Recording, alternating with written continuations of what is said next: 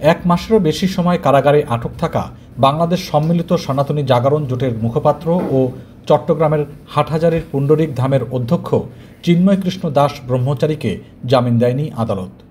বৃহস্পতিবার সকালে চট্টগ্রামের মহানগর দায়রা জজ সাইফুল ইসলাম দুই পক্ষের যুক্তিতর্ক শুনানি শেষে তার জামিন আবেদন নামঞ্জুর করেন। ফলে আপাতত অনির্দিষ্টকালের জন্য কারাগারেই থাকতে হচ্ছে চিন্ময় কৃষ্ণকে।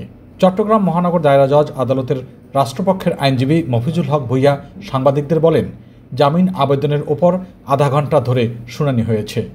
আদালত দুই পক্ষেরই যুক্তিতর্ক শুনেছেন। পরে বিচারক জামিন নামঞ্জুর করে আদেশ দেন। শুনানিতে চিন্ময়ের পক্ষে 11 জন আইনজীবী অংশ নেন। তারা আদালতকে বলেন, ষড়যন্ত্রমূলকভাবে চিন্ময় দাসকে সাজানো মামলায় জড়ানো হয়েছে, তিনি সম্পূর্ণ নির্দোষ। চিন্ময়ের আইনজীবী অপূর্ব কুমার ভট্টাচার্য শুনানি শেষে সাংবাদিকদের বলেছেন, নিম্ন আদালতে জামিন আবেদন নামঞ্জুর হওয়ায় উচ্চ আদালতে আবেদন করা হবে। এদিকে চিন্ময়ের জামিন শুনানি কেন্দ্র করে সকাল থেকে আদালত প্রাঙ্গণে নিরাপত্তা জোরদার করা হয়েছে। আদালতের কর্মকর্তা কর্মচারী ছাড়া কাউকেই আদালত ভবনে প্রবেশ করতে দেয়নি আইনশৃঙ্খলা রক্ষাকারী বাহিনী। চিন্ময়ের আইনজীবীরা পুলিশি প্রহরায় আদালত থেকে বের হয়ে গাড়িতে ওঠেন। এ সময় আদালত প্রাঙ্গণে 50 থেকে 60 জন আইনজীবী তাদের দালাল বলে স্লোগান দেন। এ সময় তারা আইনজীবী সাইফুল ইসলাম আলিফের হত্যাকারীদের ফাঁসি চেয়েও বিভিন্ন স্লোগান দেন। গত 25 নভেম্বর ঢাকা থেকে চট্টগ্রামে ফেরার পথে বিমানবন্দর সড়ক থেকে গ্রেপ্তার করা হয় ইসকনের সাবেক নেতা চিন্ময় দাস ব্রহ্মচারীকে। গত 25 অক্টোবর চিন্ময় দাসের নেতৃত্বে চট্টগ্রামের সনাতনী সম্প্রদায়ের একটি বড় সমাবেশ হয়।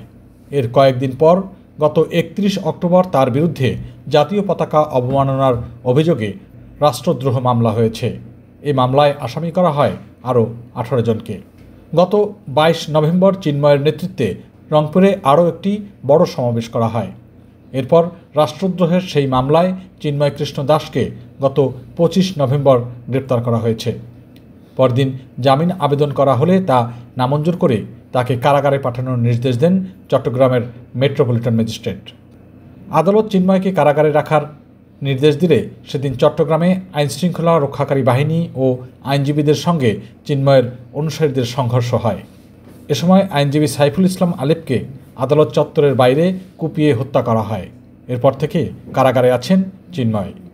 গত 31 অক্টোবর নগরের চাঁদগাঁও মহুরা ওয়ার্ড বিএনপির সাধারণ সম্পাদক ফিরোজ খান বাদী হয়ে কোতোয়ালি থানায় চিন্ময় কৃষ্ণ দাস ব্রহ্মচারী সহ 19 জনের বিরুদ্ধে রাষ্ট্রদ্রোহের অভিযোগে মামলা করেন।